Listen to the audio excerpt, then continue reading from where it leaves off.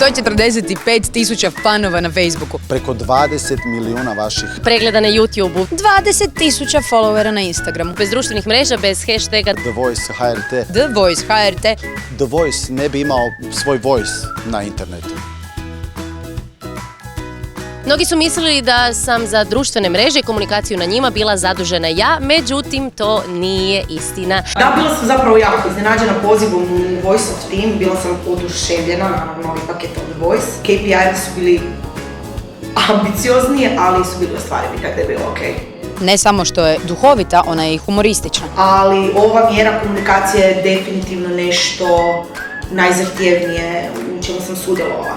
Ne samo što je humoristična, ona je i smiješna. Znaš šta, bio je takav gušt, onak, radit na ovome i biti glas Voice-a na društvenim mrežama. A ne samo što je sve to, ona je i pravi multitasker. Pa definitivno bi izdvojila trenutak kada smo došli drugi na trending listu na Twitteru. To je osjećaj koji ne možeš vjerovat, to je teško ponoviti.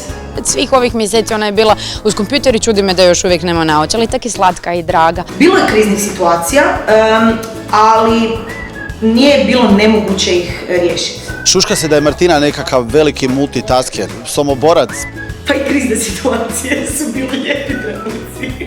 Ne šalim se. Mislim, jesu. Bilo je divno pričati s ljudima, jer je to bila jedna jako pozitivna zajednica. Svi smo bili uvijek dobro raspoloženih, iako je to bilo najnapornijih 15 tjedana, odnosno i više. U svakom slučaju, Martina je ta koja je sve to otipkala, Martina je bila CM.